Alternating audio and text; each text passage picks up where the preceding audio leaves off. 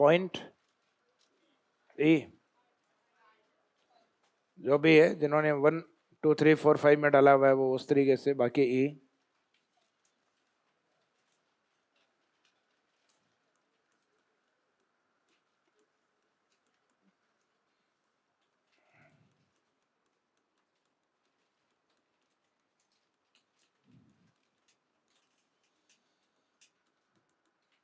देखो यहाँ मैंने इनको शॉर्ट में ही करवाया, वैश्वीकरण और ये है, ये मैंने बहुत बड़ा, क्योंकि अपना टॉपिक नहीं है, अपना टॉपिक इंडस्ट्रीज है, उद्योग है, इसलिए अपने इस पोर्शन को ज़्यादा नहीं खींचा। आपके इकोनॉमिक्स में इंडिविजुअल टॉपिक है, वहाँ वैश्वीकरण के लाभ क्या हैं, नुकसान क्या हुए हैं, वो सारी चीज़ें हैं, और वो सारी चीज़ें थ्योरेटिकल चीज़ें हैं, यानी उसमें कोई कॉन्सेप्ट वगैरह ऐसा नहीं है कि वो कॉन्सेप्ट आपको रटना पड़ेगा।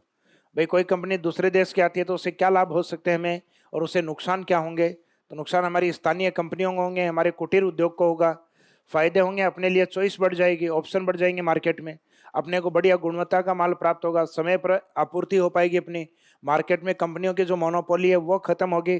तो अपन ने इनके लाभ और इनकी हानियां क्या है वो अपन नहीं देख रहे हैं, और वो सामान्यतः हैं और मुख्यतः फैक्चुअली हैं, जिनको पढ़ लेना आप, या जब आपका टॉपिक आएगा ना उसके अंदर, भाई इकोनॉमिक्स में, क्योंकि फर्स्ट पेपर के अकॉर्डिंग सिर्फ इंडस्ट्रीज है, तो ये अपने आप में टॉपिक होते हैं, ये वैश्वीकरण, उदारीकरण, निजीकरण, ये टॉपिक हैं। तो यहाँ टॉपिक नहीं लिया अपने, यहाँ सिर्फ एक पॉइंट के रूप में इसको लिया है। तो कहीं ये डिटेल में हो तो उस समय ये मत सोचना कि भाई उसने तो एक पेज में घास कटवाई थी, तो घास नहीं, इस टॉपिक का सिर्फ एक पार्शियल पार्ट है, एक आंशिक भाग है,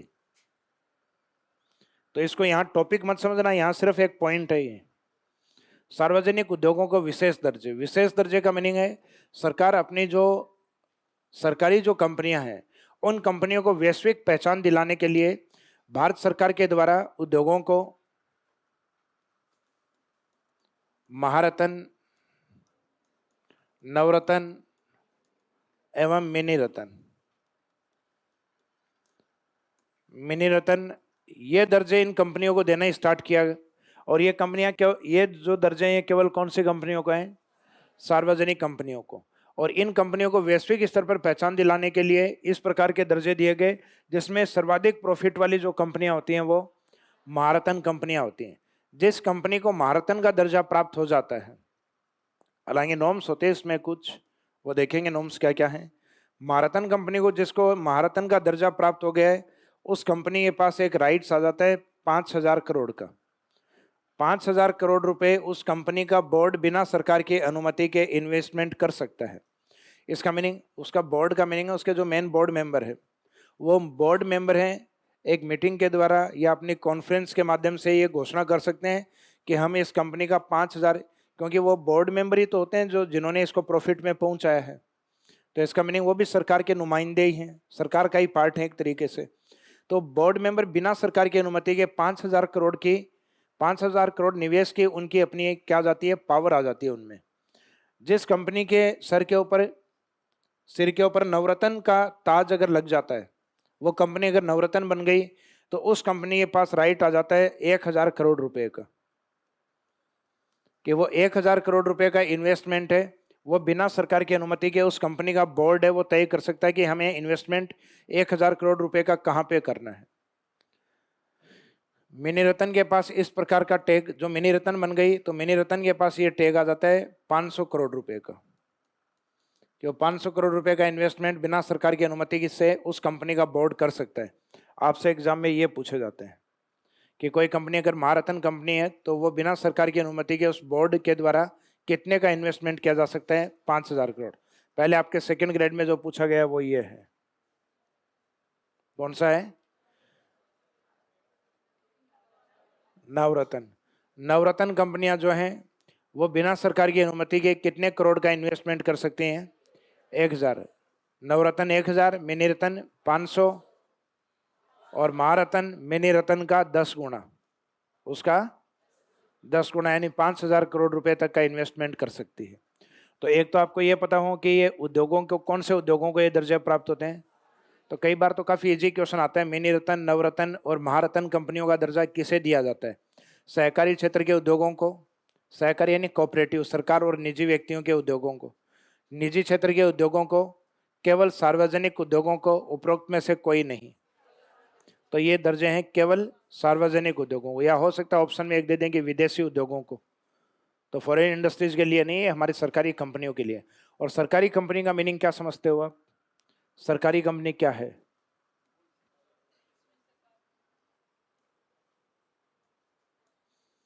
एक कंपनी यह है जिसकी पूर्णतः धनराशि जो भी होती है उसकी 100 करोड़ रुपए होती है, उसकी अपनी एक वैल्यू होती है। उस वैल्यू में से अगर 50% से ऊपर यानी 51 और उससे अधिक का अगर शेयर होल्डिंग सरकार के अंडर में है तो इसका मीनिंग वो सार्वजनिक है। उसमें अंतिम जो नियमावली है वो किसके काम करेगी? सरकार के काम करेगी। भले ही उसने अपने शेयर ओपन कर रखे हों, लेकिन उसमें अधिकार आज भी किसका है? गवर्नमेंट का। क्योंकि गवर्नमेंट ने सिर्फ उसका शेयर कितना परसेंट ओपन कर रखा है? 49% तक। तो इसका मीनिंग सरकार चाहती है कि इसको मैं अपने अंडर में, मैं अपने होल्ड में रखूं। जैसे पहले अपने था ना ये LIC, LIC में ये तो था कि 50% से अधिक होल्डिंग हमारी थी, बाद में उस होल्डिंग को हमने 50% से भी कम कर लिया। तो कम कर लिया, इसका मीनिंग LIC का क्या हो गया? निजीकरण हो गया, उसका शेयर मार्केट में शेयर और ज़्यादा ओपन हो गए। तो और ज़्यादा ओपन हो गए तो इसका मीनिंग जो निजी कंपनी है उनके अंडर में, उनके अधिकार क्षेत्र में आने लग जाएगी। अब बहुत बड़ी कोई कंपनी होगी, इंश्योरेंस कंपनी, अब दूसरे लोगों को अगर वो शेयर शेयर देकर, यानी वो शेयर खरीद कर उस LIC के 50% से शेयर अगर उसने खरीद लिए तो LIC के ऊपर उस कंपनी का अधिकार हो जाएगा। 50% से अधिक अगर कोई भी कंपनी ले जाए, तो एक कंपनी ले जाए तो इसका मीनिंग ये बाद में उसका उसका अधिकार क्षेत्र हो जाएगा। तो इसका मीनिंग है गवर्नमेंट जिन उद्योगों के ऊपर अपना होल्डिंग 50% या उससे अधिक का रखती है तो उन इंडस्ट्रीज को हम क्या कहते हैं? उनको हम कहते हैं सार्वजनिक उद्योग। तो इसमें लिखिएगा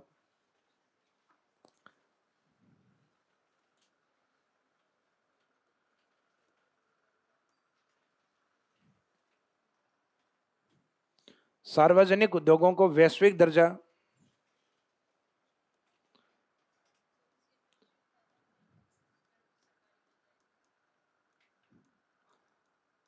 सार्वजनिक उद्योगों को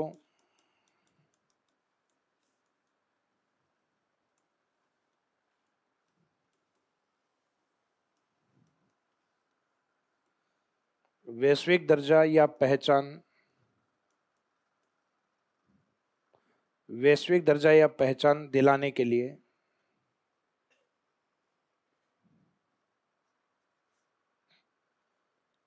सार्वजनिक उद्योगों को वैश्विक दर्जा या पहचान दिलाने के लिए इन्हें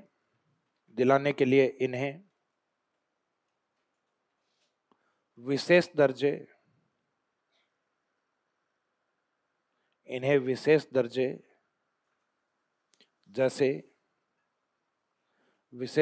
जैसे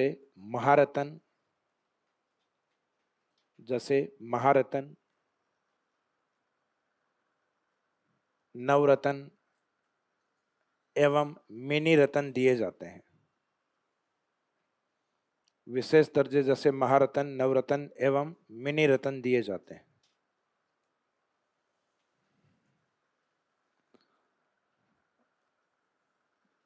एक तो स्टार्टिंग में जो शब्द लिखा हुआ है ना सार्वजनिक उद्योग, इस शब्द को अंडरलाइन या अपोस्ट्रोफ कर देना। यानी यह दर्जा केवल सार्वजनिक या सरकार की कंपनियों को ही मिलेगा। यानी रिलायंस कंपनी को क्या महारत्न कंपनी का दर्जा मिल सकता है? कभी कभी नहीं मिलेगा।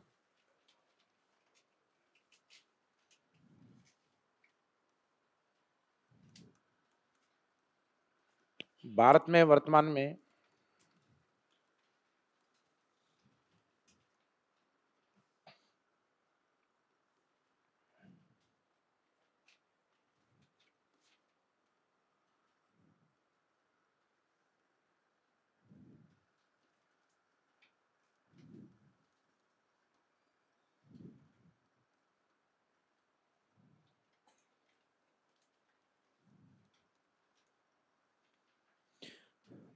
वर्तमान में कुल, एक तरफ महारत्न, नवरत्न और मिनी रत्न, भारत में वर्तमान में कुल महारत्न कंपनियां वर्तमान में कुल कितनी हैं? 11 हैं, नवरत्न वर्तमान में 13 हैं और मिनी रत्न वर्तमान में 73 हैं।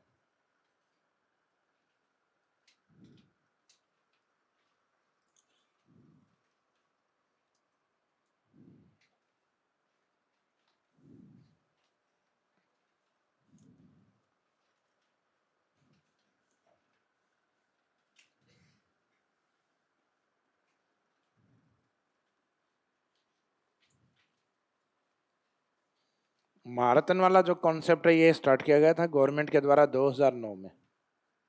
नवरत्न को दर्जा स्टार्ट किया गया था सबसे पहले 1997 में, लेकिन बाद में डायरेक्ट नवरत्न बनाना बंद कर दिया। पहली किस में शामिल होती है? मिनी रत्न। तो मिनी रत्न वाला कॉन्सेप्ट स्टार्ट हुआ था सन 2002 में। तो मिनी रत्न 2002, उसके पहले नवरत्न 1997, उसके बाद में महारत्न 2009। अब कोई भी कंपनी को ये जो महारत्न कंपनियां ये कम से कम आपको याद होनी चाहिए, क्योंकि बाकी जो कंपनियां उनकी संख्या डिटेल्स। अब ये महारत्न में कहां से आती हैं कंपनियां? नवरत्न से। और नवरत्न में किससे आती हैं? मिनी रत्न से। तो कई बार हम देखते हैं, जैसे पहले महारत्न कंपनियां हम पढ़ते थे कि भारत में महारत्न कंपनियां 8 हैं, तो 8 थी तो उस समय नवरत्न थी 16। कितनी थी? 16। अब उधर से वो 3 कम हो गई, वो इधर आ गई, महारत्न में कन्वर्ट हो गई हैं। और उस साइड में काफी लंबे टाइम से मिनी रत्न में 73 का आंकड़ा ही अटका हुआ है। अब उसमें हो सकता है कोई ऐसा उद्योग जो प्रॉफिट अच्छा कमा जाए, उसको किसका दर्जा दे दिया जाएगा? उसको मिनी रत्न का दर्जा दे दिया जाएगा। दर्जा उसी को दिया जाएगा जो सरकारी उद्योग हो। तो इससे अपने को सरकारी उद्योगों का स्टेटस पता लगता है कि आजकल कौन सा सरकारी उद्योग है जो अच्छे प्रॉफिट में चल रहा है। अब इसमें जो महारत्न कंपनियां हैं, इसको एक निवेश अधिकार दिया जाता है। वो निवेश अधिकार इनका कितने का होता है? 5,000 करोड़। इसका अधिकार होता है 1,000 करोड़ और उसका होता है 500 करोड़। तो इसमें जो महारत्न कंपनियां हैं भारत में, एक तो ये कम से कम आपको पता होना चाहिए कि भारत की जो 10-11 महारत्न कंपनियां मुख्यतः वो कौन सी हैं। बाकी नवरत्न और मिनी रत्न कंपनियां याद रखने की आवश्यकता नहीं है, इतना सारा याद होगा भी नहीं डेटा।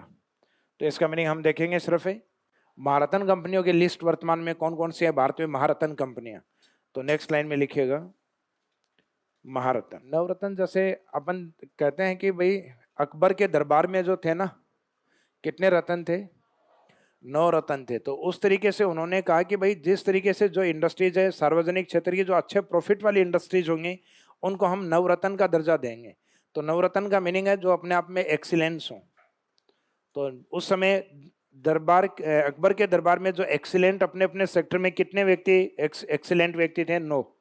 कोई संगीत में था, तो कोई लेखन कार्य में था, तो अच्छा कवि था।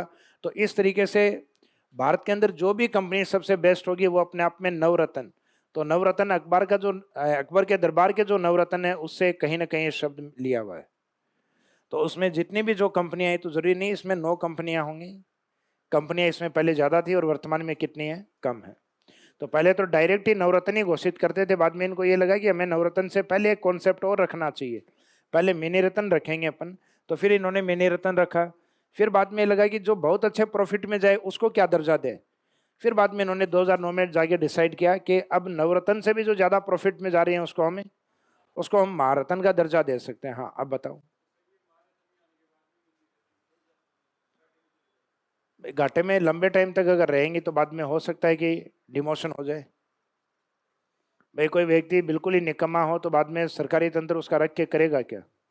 तो अगर घाटे में कंटिन्यूस जा रही है तो बाद में उसका डिमोशन तो होगा ही ना, लिस्ट से निकाला जा सकता है। ऐसा कोई नॉर्म्स नहीं लिखा हुआ कि ये हमेशा यथावत उस लिस्ट में बनी रहेंगी। अब कंपनी बंद हो जाए तो कंपनी बंद हो जाए, इसका मीनिंग घाटे में चली गई तो महारत्न से बाहर है, कंपनी का दर्जा ही खत्म है फिर। तो मीनिंग ये है कि प्रॉफिट जब तक वो दर्ज करवा रही है और उस स्केल में जा रही है, हालांकि अभी तक ऐसी कोई कंपनी नहीं है जो इसमें महारत्न लिस्ट में शामिल होने के बाद बाहर हुई हो, यानी मैक्सिमम प्रॉफिट वाले सार्वजनिक उद्योग हैं। इस कारण ये इस लिस्ट में कंटिन्यूस काफी लंबे टाइम जो इंडस्ट्री जो बनी हुई है, बाहर अभी तक नहीं हुई है कोई। क्या चीज? किंगफिशर तो आ ही नहीं सकती ना इसमें, प्राइवेट सेक्टर। भाई अडानी अंबानी टाटा ये तो आ ही नहीं सकते इसमें। मैं सबसे शुरुआत से यही तो कह रहा हूँ, इसको अंडरलाइन कर लो, अब जाते जाते एग्जाम में यही गड़बड़ होगी। ये छोटा सा क्वेश्चन आता है।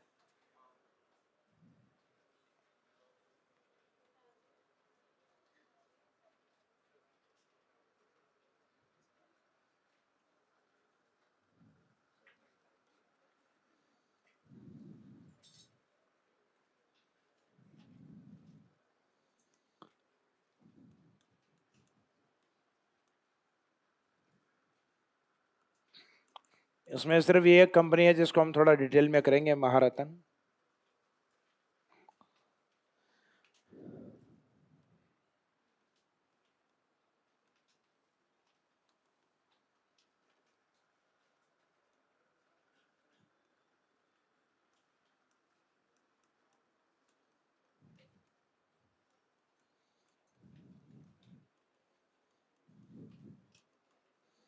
शामिल होने की शर्तें।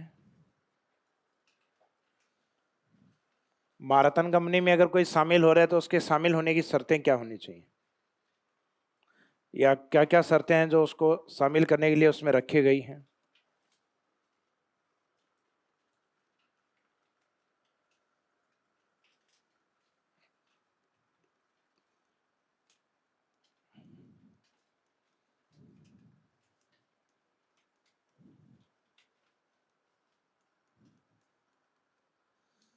सार्वजनिक उपक्रम या उद्योग। सार्वजनिक उपक्रम या उद्योग यानी सरकारी तंत्र का उद्योग होना चाहिए।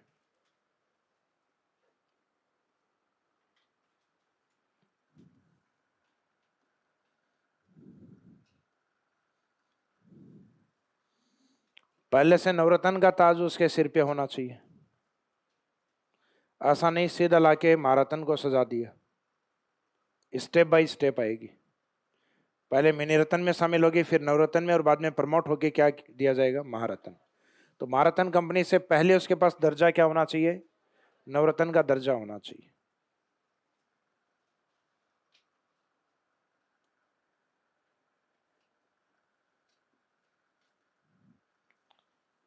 जो हमारा स्टॉक एक्सचेंज बोर्ड बना हुआ है, सेबी, सेबी के नियम के तहत भारतीय स्टॉक एक्सचेंज मार्केट में शेयर धारिता या शेयर अंश उसका होना चाहिए। तो सेबी के नियम के अनुसार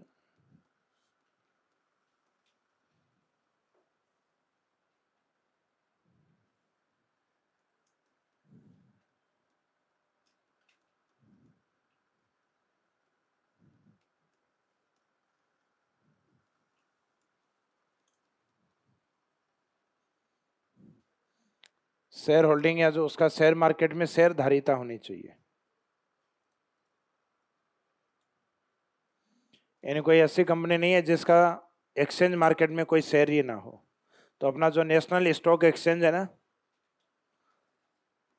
ये जो पढ़ते हो आप, नेशनल स्टॉक एक्सचेंज, एनएसई, तो इसके अंदर इसके शेयर होल्डिंग होनी चाहिए, शेयर धारिता होनी चाहिए।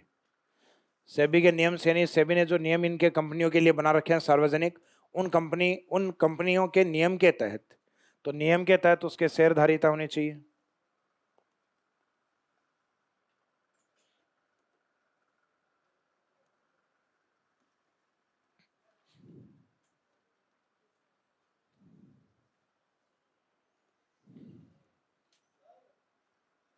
यस तक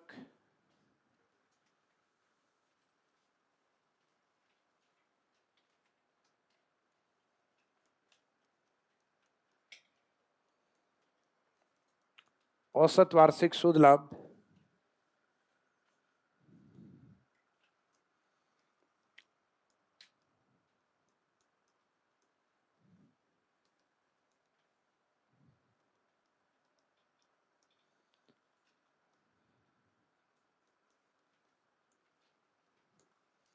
3 वर्षों तक उसका जो एवरेज एनुअल नेट प्रॉफिट जो है वो कितना होना चाहिए, औसत वार्षिक शुद्ध लाभ कितना होना चाहिए उसका, 5,000 करोड़। ये 3 वर्षों तक कंटिन्यूस रहा हो, ये नहीं तुक्के से 1 साल तो कमा लिया और बाद में आगे घाटे में। पिछले 3 साल के रिकॉर्ड में ये मिलना चाहिए।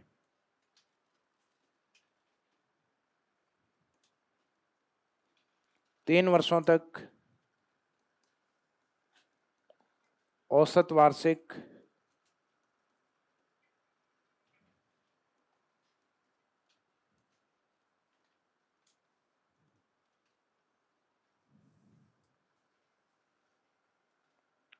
वार्षिक शुद्ध निवल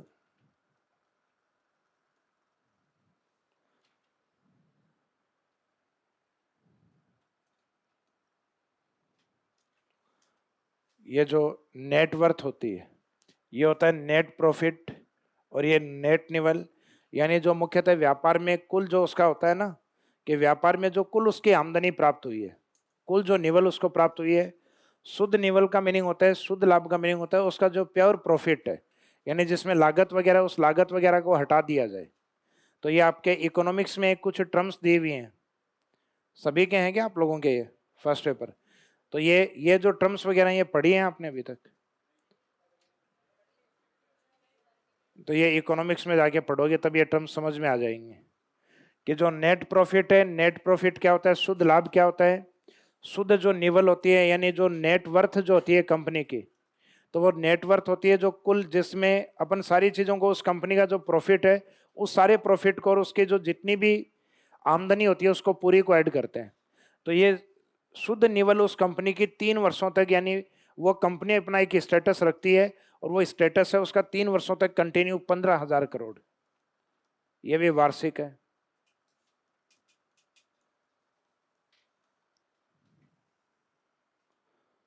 भाई एक आपसे कोई पूछे कि भाई तेरी शुद्ध लाभ क्या है, तेरी शुद्ध जो इनकम है वो क्या है। जैसे कई बार हम कहते हैं ना कि भाई अपनी आमदनी तो अधिक होती है लेकिन उसके अंदर अपना जो पीएफ वगैरह फंड वगैरह वो कट कटा के पैसा आता है लास्ट में, तो अपन बाद में ये कहते थे कि भाई हमारी शुद्ध आमदनी ये 40,000 है या 50,000 है, ये शुद्ध प्रॉफिट है। लेकिन एक टोटल वर्थ क्या है आपकी, तो टोटल वर्थ के अंदर सामान्यतः आपका जितना भी पैसा वो टोटल वर्थ है आपकी। जैसे आपको गवर्नमेंट के द्वारा कितना जारी किया गया, 70,000, उसमें कट कटा के हो सकता है लास्ट में आपको 40,000, वो आपके हाथ में नेट प्रॉफिट है आपका शुद्ध लाभ के रूप में। तो निवल के अंदर आता है नेट वर्थ, यानी शुद्ध निवल कितनी है, और एक होता है इसके अंदर आपके टोटल जो टर्नओवर होता है। टर्नओवर का मीनिंग होता है आपने टोटल लेन देन कितने का किया है, कितना पैसा आया है कितना गया है, तो वो टोटल टर्नओवर का मीनिंग होता है व्यवसाय या व्यापार, यानी आपने व्यापार के दोनों पहलू होते हैं, निर्यात और आयात, कितने पैसे को आपने लिया है और कितने का आपने दिया है, यानी पैसे का जो लेन देन है वो टोटल टर्नओवर होता है। तो उस कंपनी का जो पैसे का लेन देन है 3 वर्षों तक 25,000 करोड़ रुपए होना चाहिए। आपसी जो लेन देन है या व्यापार कितना होना चाहिए, 25,000 करोड़, जबकि उसका शुद्ध निवल है वो कितना होना चाहिए, 15,000 करोड़ औसत वार्षिक हर साल, और उसका नेट जो प्रॉफिट है वो कितना होना चाहिए, शुद्ध लाभ 5,000। तो आपको याद रखना है कि शुद्ध लाभ 5, शुद्ध निवल 15, और ये जो टर्नओवर या टोटल जो व्यवसाय है वो 25,000 करोड़। तो नेक्स्ट में भी कंडीशन यही है 3 ईयर वाली, 3 वर्षों तक औसत वार्षिक, यानी जहां लाइन की थीम चेंज हो रही है ना वहां याद रखिएगा। तो स्टार्टिंग वाले शब्द तीनों में लगभग सेम ही है, लास्ट वाले शब्द चेंज हो रहे हैं। जैसे यहाँ पे आपको याद रखना है शुद्ध लाभ, इसमें शुद्ध निवल और औसत वार्षिक,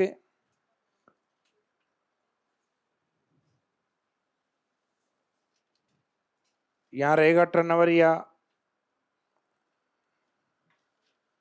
टर्नओवर का मीनिंग होता है व्यवसाय, ये जो कुल व्यवसाय किया है, औसत वार्षिक टर्नओवर या व्यवसाय। तो औसत वार्षिक टर्नओवर या व्यवसाय है 25,000 करोड़।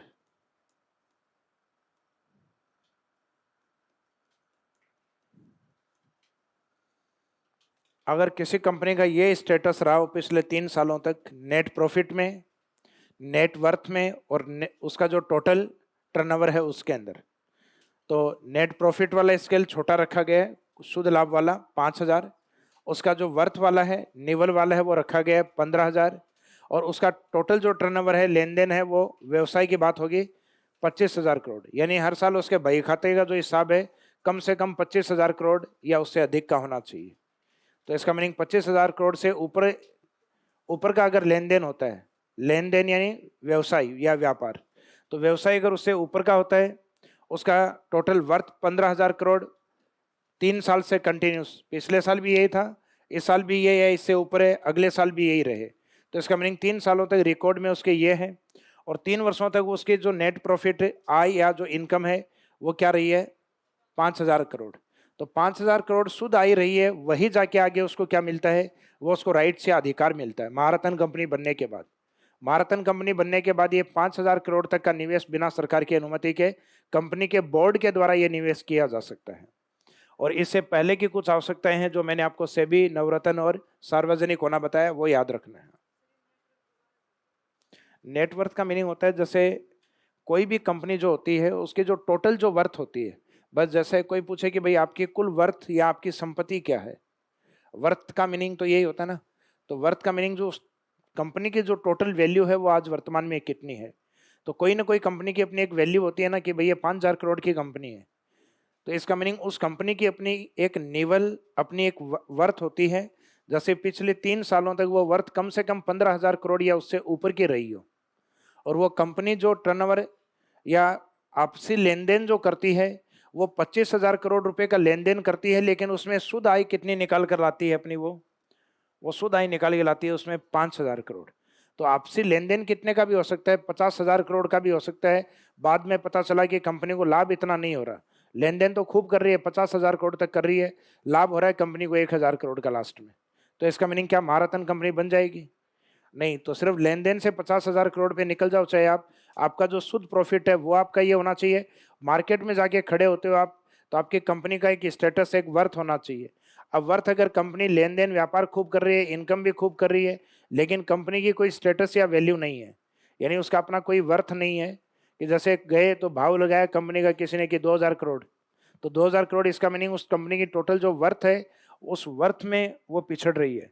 तो उसका जो जो उसका नेट, जो वर्थ यानी निवल, तो उसका जो नेट जो वर्थ या जो निवल होता है वो 15,000 करोड़ रुपए तक 3 वर्षों तक कंटिन्यूस होना चाहिए।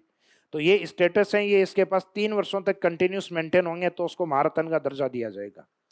तो ये आपको इंग्लिश में टर्मिनोलॉजी याद होती है तो इंग्लिश में कर लेना, ये आपके आती हैं आगे, इकोनॉमिक्स पढ़ते हो तो उसमें आ जाएगा आपके। यहाँ पे जीडीपी या राष्ट्रीय आय, इनकम या वगैरह उसमें पढ़ते हो ना, तो ये टर्मिनोलॉजी कहीं ना कहीं आ जाती है।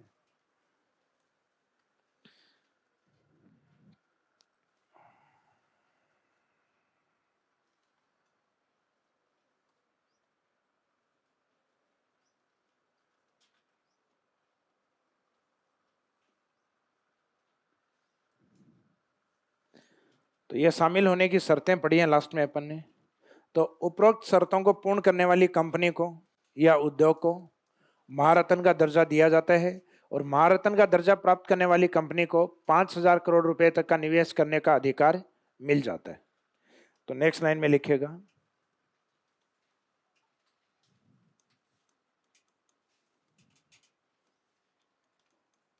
उपरोक्त शर्तों को पूरा करने वाली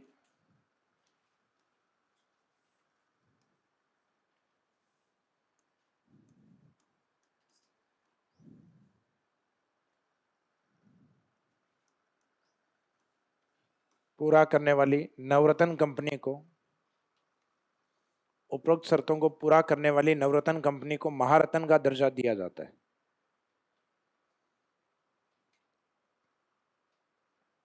मीनिंग महारत्न में वही जाएगी जो पहले से क्या होगी, नवरत्न।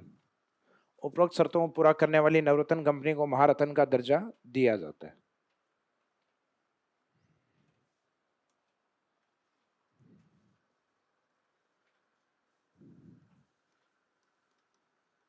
नेक्स्ट लाइन ये नोट में लिख देना, विशेष दर्जा प्राप्त होने के बाद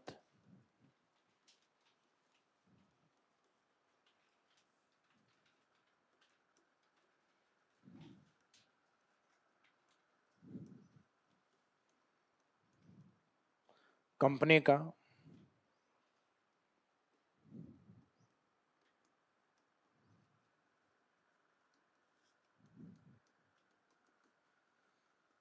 का निवेश अधिकार,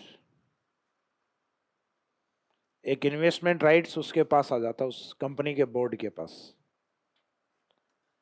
विशेष दर्जा प्राप्त होने के पास बाद कंपनी का निवेश अधिकार।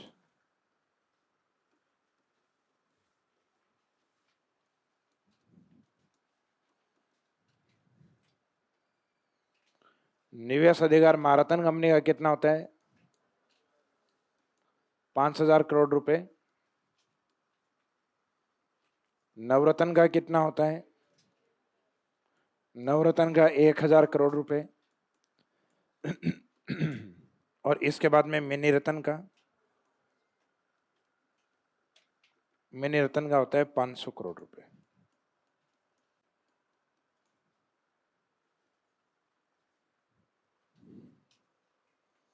विशेष दर्जा प्राप्त होने के बाद कंपनी का निवेश अधिकार 5,000 करोड़, नवरत्न का 1,000 करोड़, मिनी रत्न का 500 करोड़। यहां से क्वेश्चन पूछा जाता है। बीच वाली शर्तें वगैरह हो सकता है वहां से तो नहीं आए, क्योंकि इतने टफ क्वेश्चन जनरली नहीं पूछते हैं आपसे कि उसमें कंडीशन या शर्तें क्या क्या होती हैं, लेकिन फिर भी याद रखिएगा, हो सकता है साधारण शर्तों को पूछ लिया जाए। साधारण शर्तें जैसे कि सार्वजनिक कंपनी हो, पहले से नवरत्न का दर्जा प्राप्त हो, सेबी के नॉर्म्स के अकॉर्डिंग वो शेयर धारिता अपनी रखती हो, ये साधारण शर्तें होती है। बाकी जो कंडीशनल या जो राशि वाली शर्तें हैं वो हो सकता है ऑप्शन में नहीं दी जाए आपको। तो अभी जो मैंने बताई वो सभी शर्तें इसके लिए अनिवार्य हैं।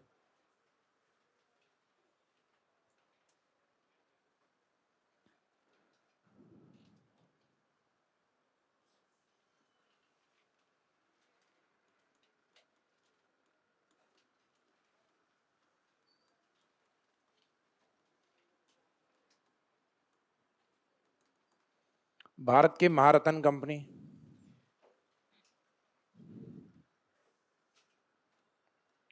भारत की महारत्न कंपनियां,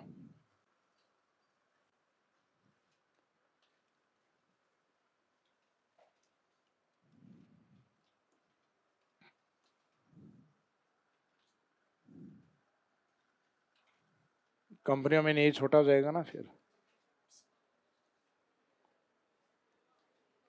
अब वो लगा देना, इतनी समझ आप लोगों में है। नदी नदियां है ना। तो भारत में जो महारत्न है, महारत्न के अंदर देखो, एक तो इसमें एक साइड में महारत्न इनके नाम लिखने, स्थापना वर्ष इनके याद रखने की आवश्यकता नहीं है, इनके नाम याद रह जाए वो अपने आप में बड़ी बात रहेगी। तो इसमें महारत्न कंपनियां कौन कौन सी हैं?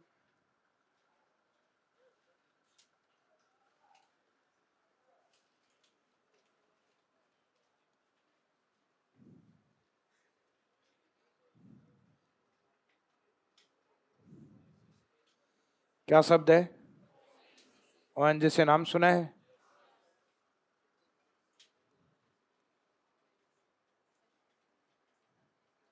एक तो ये खुद ही है ONGC,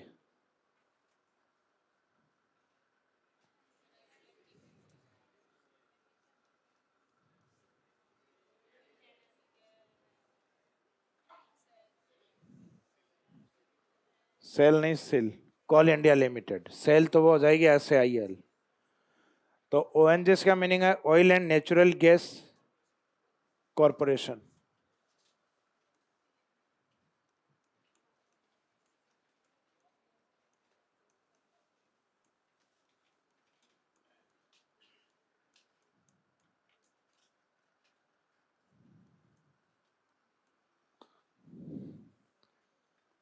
oil and natural gas corporation.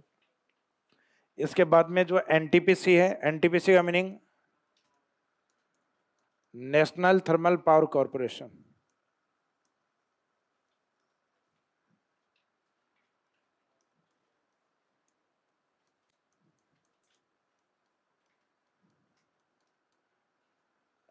National thermal power corporation. GAIL का मीनिंग है gas authority of India limited.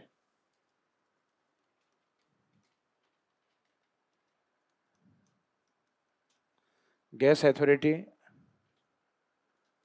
Gas authority of India limited.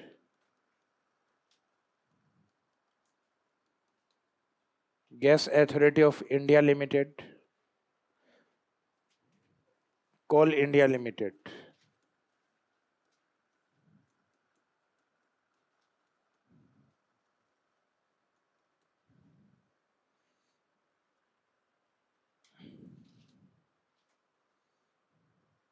कल पढ़ा होगा न्यूज़पेपर में,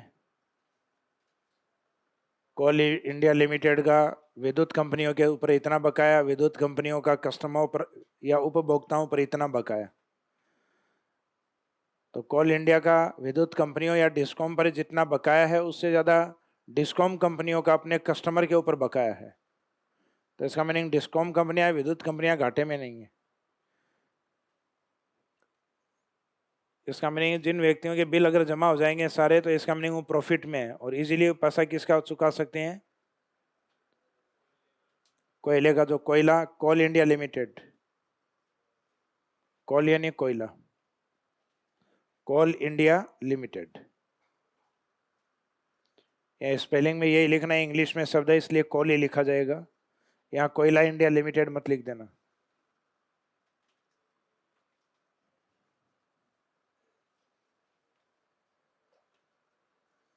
इसके बाद में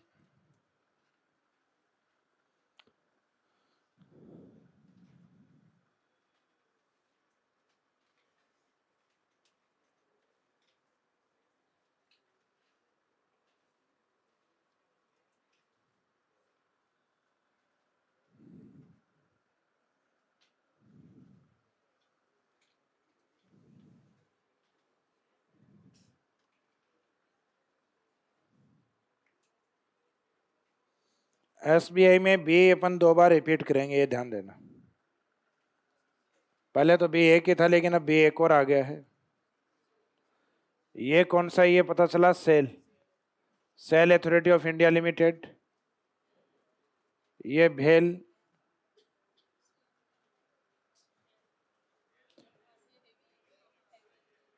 ये Bharat heavy electricals limited, BPCL. Bharat petroleum corporation limited, IOCL, HPCL, ये पेट्रोलियम कंपनियां हैं सब। Bharat petroleum corporation limited, Indian oil corporation limited, HPCL, Hindustan petroleum corporation limited. ये तो लगभग पेट्रोल पंप है जो डीजल वगैरह, पेट्रोल वगैरह आप डलवाते हो वो वाले हैं ये, गाड़ियों में।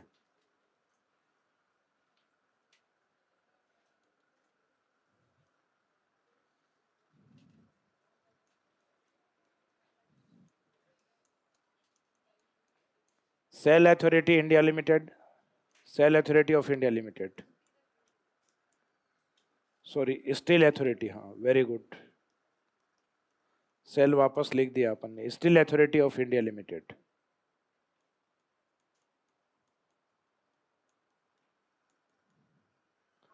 Steel authority of India limited BHEL के रूप में,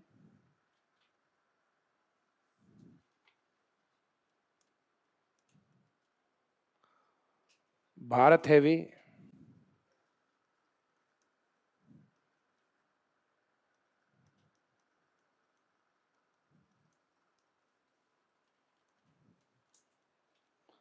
Bharat heavy electricals limited, Bharat heavy electricals limited.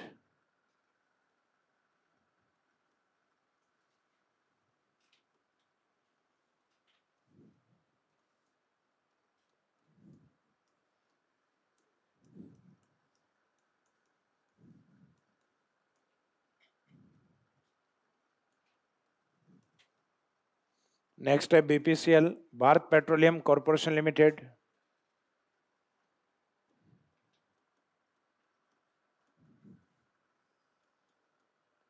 Indian oil,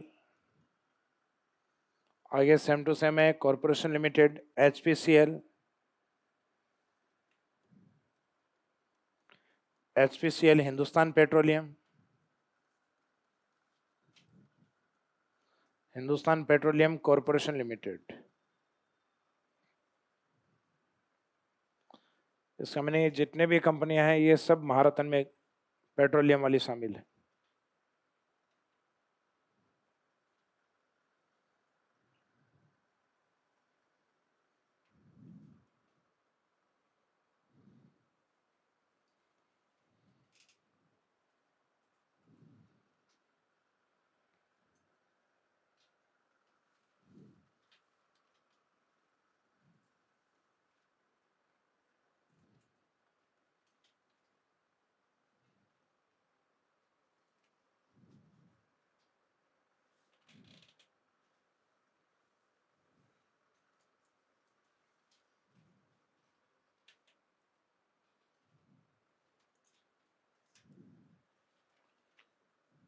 कितने हो गए टोटल?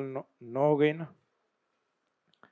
अब इसमें एक नेशनल ग्रिड करके आती है और एक नेशनल फाइनेंशियल कॉरपोरेशन करके आती है। अब देखना इसमें एक प्रॉपर क्या है नाम। नेशनल, नेशनली है क्या? पावर कॉरपोरेशन है क्या? पीजी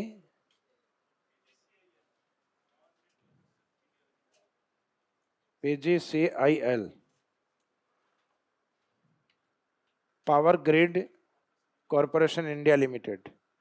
और एक और है इसमें,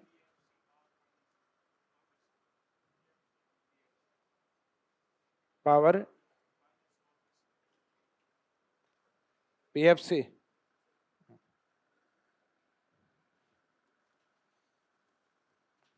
नेक्स्ट है power grid corporation India limited.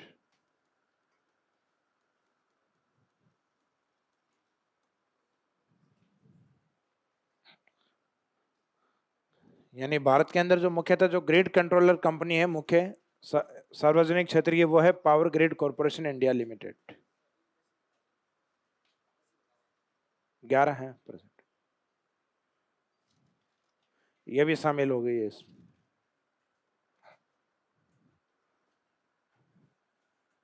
Power financial,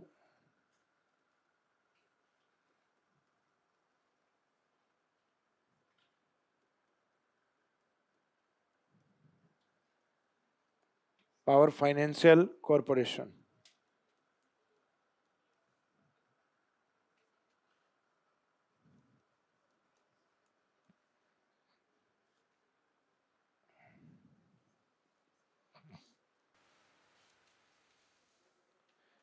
इसके बाद में नेक्स्ट पॉइंट, तो लास्ट में लिखिएगा।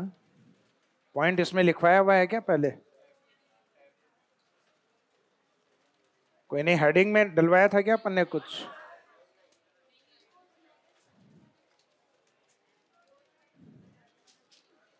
प्रमुख योजनाएं डलवा रखा है।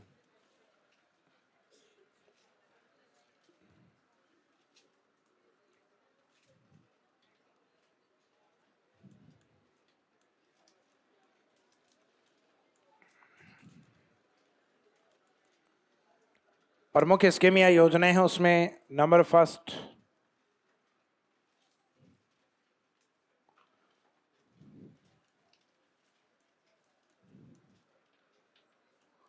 एसआईडी स्कीम या एसआईडी योजना। कब स्टार्ट की गई एसआईडी योजना?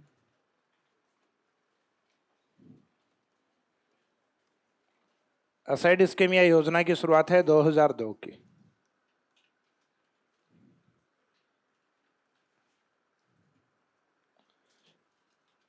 इस स्कीम या योजना का जो मुख्य उद्देश्य है, ये औद्योगिक निर्यात को यानी औद्योगिक उत्पादों के निर्यात को बढ़ाना है। तो इसमें क्वेश्चन यही आता है एसआईडी योजना का मुख्य उद्देश्य क्या है? तो एसआईडी योजना को स्टार्ट किया औद्योगिक उत्पादों के निर्यात को बढ़ाना। तो उद्देश्य में लिख दीजिएगा शुरुआत 2002। ये जितनी भी स्कीम है ये सारी सेंट्रल गवर्नमेंट है उसकी बात कर रहे हैं अपन, क्योंकि स्टेट इंडस्ट्रीज है उसकी बात अपन पहले कर चुके हैं, जैसे मुख्यमंत्री युवा स्वावलंबन योजना, मुख्यमंत्री युवा उद्यमिता योजना। उसके अलावा राजस्थान के अंदर संचालित जो राजस्थान में मुख्यमंत्री लघु उद्योग प्रोत्साहन योजना, यह लघु उद्योग प्रोत्साहन योजना करवाया था क्या आपको? करवाई हुई है। असाइड योजना 2002 उद्देश्य में लिखिएगा।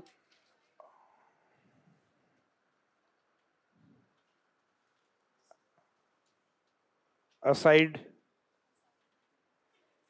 साइड है औद्योगिक उत्पादों के निर्यात को बढ़ाना।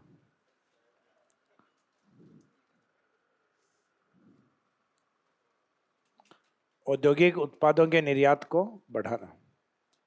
नेक्स्ट,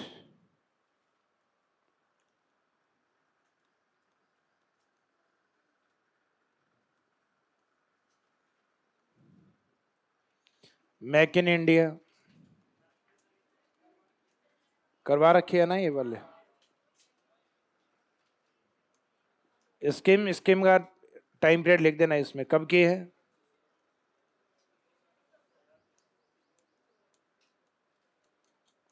शुरुआत है 25 सितंबर 2014। Very good.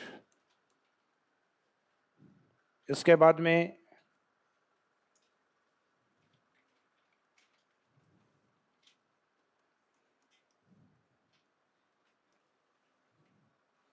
स्टार्टअप योजना यह करवाई हुई है। शुरुआत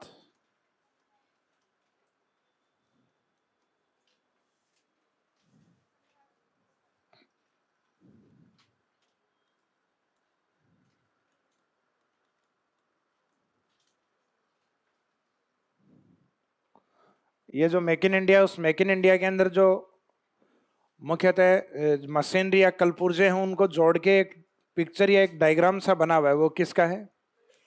शेर का, लोइन का है। तो मेक इन इंडिया उसका लोगो है, वो लोइन को बनाया गया है। लोगों ने एक मस्कट या शुभंकर के रूप में एक प्रतीक चिन्ह क्या लिया गया है? लोगो लिया गया लोइन को। स्टार्टअप स्कीम या योजना है, इसकी शुरुआत स्टार्टअप योजना है, इसकी घोषणा हुई है 15 अगस्त 2015 में।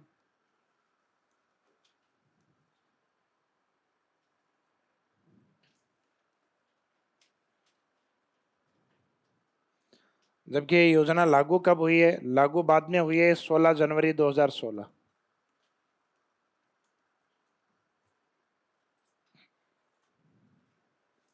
इसमें दोनों डेट मेंशन करवाई हुई हैं क्या? पहले एक स्टार्टिंग वाली करवाई हुई है, उसको ब्रैकेट में लिख देना, जहां राजस्थान वाले में लिखा हुआ ना अपने घोषणा, घोषित तिथि में कर देना उसको। प्रधानमंत्री जी ने 15 अगस्त 2015 को घोषणा की थी कि हम एक स्टार्टअप योजना स्टार्ट करने जा रहे हैं, जो युवा उद्यमियों के लिए जो लीक से हटकर अपना उद्योग स्थापित करना चाहते हैं, अपना उद्योग स्टार्ट करना चाहते हैं, उनको स्टार्टअप स्कीम के तहत लोन वगैरह प्रोवाइड करवाने की सुविधा है। इसी साल बाद में अप्रैल 2016 के अंदर स्टैंडअप योजना,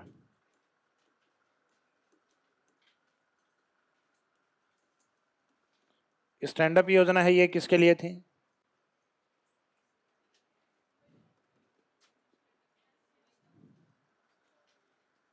वेरी गुड। जो SC ST या महिलाएं जिनका आज तक मुख्यतः इंडस्ट्रीज या उद्योगों में योगदान कम रहा है, तो अनुसूचित जाति, जनजाति और महिलाओं को उद्यमी बनाने के लिए, उद्योगपति बनाने के लिए सरकार ने समाज के अंदर उस तबके को ऊपर खड़ा करना, यानी स्टैंड अप करना, उसके लिए स्कीम स्टार्ट की अप्रैल 2016 के अंदर, 5 अप्रैल 2016। तो इस स्कीम की शुरुआत है 5 अप्रैल 2016।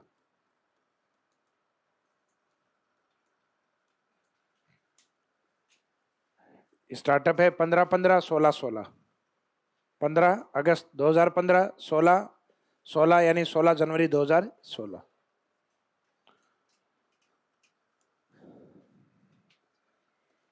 स्टार्टअप तो लगभग सबको पता है, आजकल स्टार्टअप एक कॉमन सा शब्द हो गया है।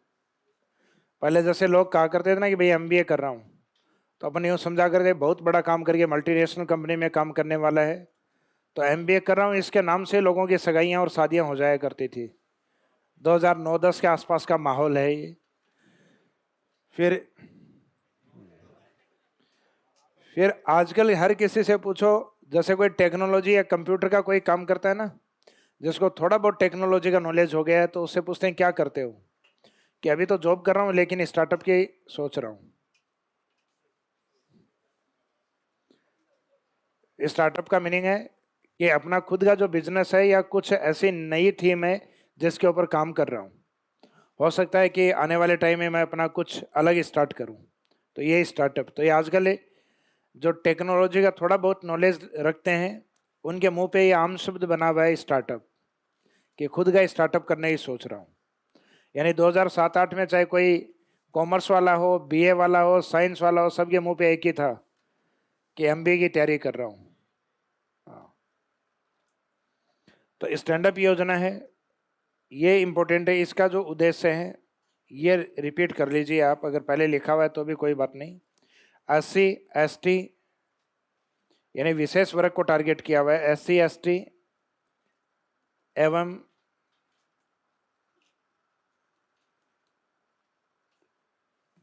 एवं महिलाओं को,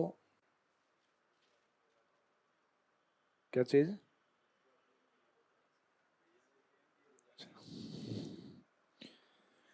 SC या ST एवं महिलाओं को उद्यमी या उद्योगपति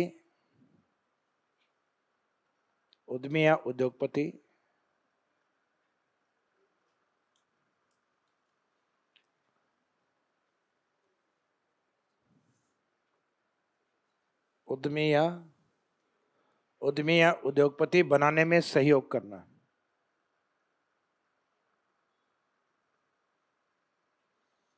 उद्यमी या उद्योगपति बनाने में सहयोग करना।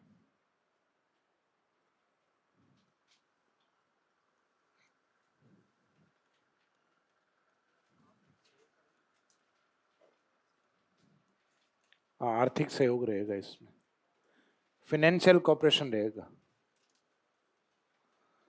तो ये एक नेक्स्ट है मुद्रा स्कीम, मुद्रा योजना थोड़ी ना हुआ था अपना। नेक्स्ट है मुद्रा,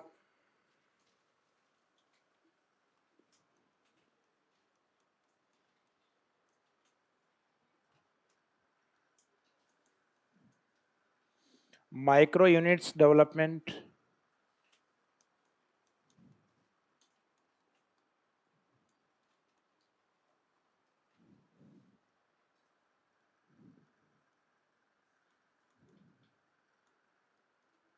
रिफाइनेंस एजेंसी। तो यह सरकार ने एक एजेंसी बनाई थी मुद्रा करके, और इस एजेंसी को फंड दिया गया था कि आप लोग उन सूक्ष्म उद्योगों और लघु उद्योगों को लोन दे सकते हो जिनको लोन की आवश्यकता है, रीफाइनेंस की आवश्यकता है, या कोई ऐसा सूक्ष्म उद्योगपति जो अपना उद्योग स्थापित करना चाहता है उसको आप फाइनेंशियल कोऑपरेट करो। तो जो माइक्रो यूनिट्स है उनके डेवलपमेंट के लिए रीफाइनेंस एजेंसी, जैसे किसी माइक्रो इंडस्ट्री या सूक्ष्म उद्योग ने लोन ले रखा है, अब वो चला नहीं पा रहा या वो लोन नहीं चुका पा रहा है, इंडस्ट्रीज को चलाने का प्रयास तो कर रहा है वो, लेकिन उससे पुराना लोन नहीं चुक रहा, अगर वो सेटलमेंट को अपने को और बेटर बना ले थोड़ा सा तो उसकी आमदनी बढ़ जाएगी। फिर तो किसी भी कंपनी के पास जाता है तो कंपनी यही पूछती है पुराने वाला लोन ही तुम्हारा समय पे नहीं गया, वह क्यों दें तुम्हें। तो उसको मुद्रा स्कीम के तहत उसको लोन दिया जाएगा, उसको रीफाइनेंस किया जाएगा। एक बार तो दिया हुआ है लेकिन उसको जो व्यवस्थाएं चाहिए अभी तक वो उसको मिल नहीं पाई है, तो उसको रीफाइनेंस करके उसको और ज़्यादा स्टेबल किया जाएगा। तो एक तो ये है कि भाई किसी नए व्यक्ति को लाया जाए, इससे बढ़िया है किसी पुराना व्यक्ति जो काम कर रहा है उस पर विश्वास करके उसको एक बार और पैसा दो, ताकि वो अपने उद्योग को बढ़ा के और फिर गवर्नमेंट का जो भी पैसा होता है वो पूरा चुका दे। अदरवाइज जो बिल्कुल किनारे पे हैं अगर उनको नहीं थामा तो बाद में समुद्र में जाने के बाद वो बेचारे डूबेंगे। तो जो कंपनियां थोड़े घाटे में थोड़ा पैसा मिलने पर हो सकता है वो प्रॉफिट में आ जाए, तो उसके लिए रीफाइनेंस एजेंसी बनाई गई थी। उस रीफाइनेंस एजेंसी को नाम क्या दिया जाता है, मुद्रा। ये मुद्रा स्कीम योजना है। एग्जाम में शब्द यही आता है मुद्रा, ये शब्द आएगा। मुद्रा योजना क्या है, तो हो सकता है फुल फॉर्म पूछें तब तो ये रहेगा आपका।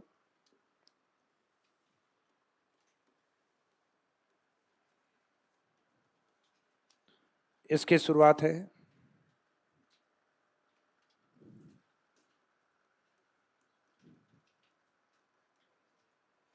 अप्रैल 2015।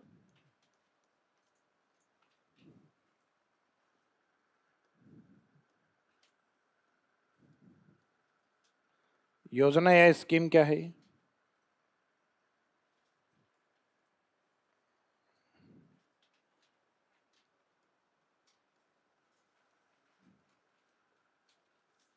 सूक्ष्म औद्योगिक इकाइयों को यानी माइक्रो इंडस्ट्रीज यूनिट्स को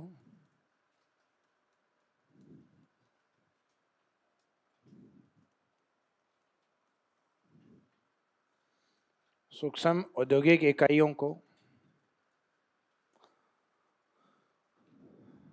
स्थापित करने के लिए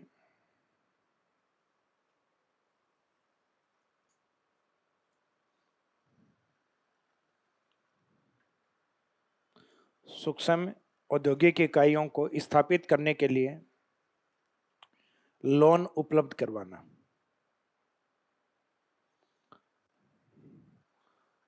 सूक्ष्म औद्योगिक इकाइयों का, यानी जैसे नाम दिखाई दे रहा है ना अपने को, माइक्रो यूनिट्स डेवलपमेंट। सूक्ष्म औद्योगिक इकाइयों को स्थापित करने के लिए या विकसित करना, लिख दो चाहे की बात है, डेवलप करने के लिए या सेटल करने के लिए लोन सुविधा उपलब्ध करवाना, लोन या ऋण सुविधा उपलब्ध करवाना। क्या चीज चल रहा है सही देश से? तो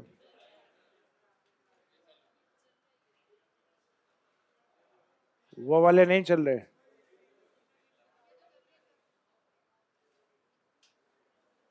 चलो बोलता हूँ, एक स्कीम और है, वो लिख लो, उसके बाद करवाते हैं। स्कीम तो लगभग कंप्लीट हो गई। हाँ, इसी के अंदर एक एक पॉइंट और आता है। इस स्कीम के तहत जो लोन प्रोवाइड करवाया जाता है वो 3 प्रकार के लोन होते हैं। एक होता है इसमें शिशु लोन, एक होता है इसमें किशोर लोन, और एक होता है इसमें तरुण लोन। शिशु से नाम से पता लग रहा होगा, सबसे छोटा लोन जो होता है 0 से लेकर, यानी न्यूनतम से लेकर और 50,000 रुपए तक का जो लोन होगा वो शिशु लोन होगा। 50,000 से और 5 लाख रुपए तक का जो लोन होगा वो होगा किशोर। 5 लाख से और 10 लाख जो अधिकतम लोन राशि है इसमें, तो इसमें न्यूनतम वैसे लोन राशि रखी है इन्होंने, 0 स्केल नहीं रखे, 5,000 रखा है न्यूनतम, कि भाई किसी को आवश्यकता है माइक्रो इंडस्ट्रीज वाले को, तो जैसे अपने यहाँ राजस्थान में देता है ना RFC, 2,000 रुपए से लेके 20 करोड़ तक। कितने तक? 20 करोड़ तक। 2,000 से लेके 20 करोड़ तक ये देता है। 5,000 से लेके 10 लाख तक। 5,000 से 50,000 वाला शिशु लोन, 50 से 5 लाख वाला किशोर, और 5 से 10 लाख वाला। तो इसमें नेक्स्ट लाइन में लिखिएगा, इस योजना के तहत, इस स्कीम वाले योजना में ही लिखना, इस योजना के तहत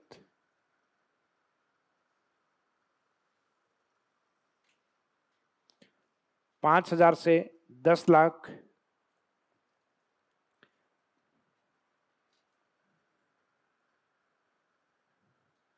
इस योजना के तहत 5,000 से 10 लाख तक ऋण उपलब्ध करवाया जाता है।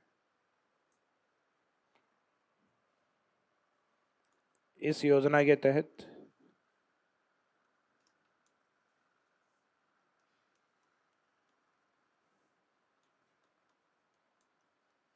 ऋण राशि कितनी होती है? ऋण राशि 5,000 से 10 लाख तक ऋण उपलब्ध करवाया जाता है, जो 3 प्रकार का होता है।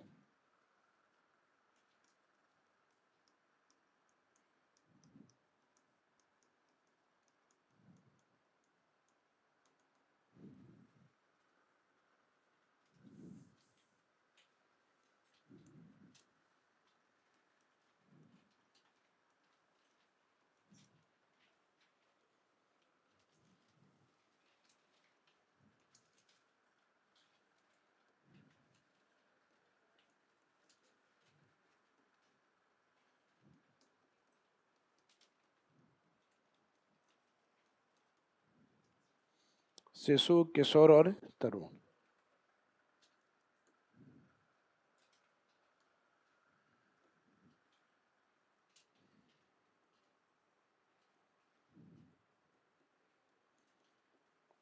इनके नाम ऋण राशि के अकॉर्डिंग दिए गए हैं, जिसमें ऋण राशि 5,000 रुपए से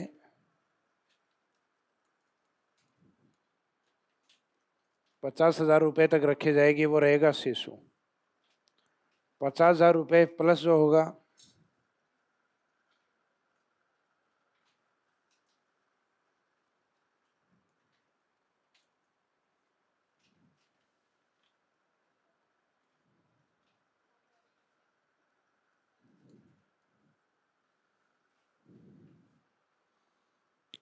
ये 50,000 से अधिक, यानी 50,001 से लेके 50,000 तक यहाँ तक रहेगा, टिल 50,000। और मोर देन 50,000, तो मोर देन 50,000 का मीनिंग है 50,001 से लेकर, ये 50,001 है, से लेकर 5 लाख रुपए तक।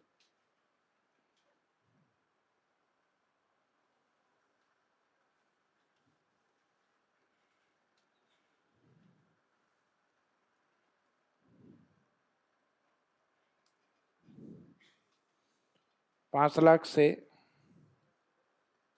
यानी 5 लाख का मीनिंग इससे ऊपर का स्केल 10 लाख तक, ये मेच्योर लोन में आते हैं। तरुण,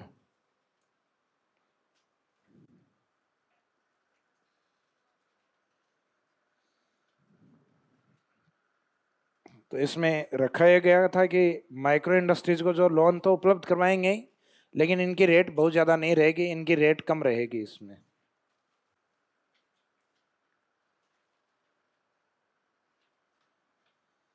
तो इसके साथ ही इंडस्ट्रीज या उद्योग का टॉपिक आपका कंप्लीट।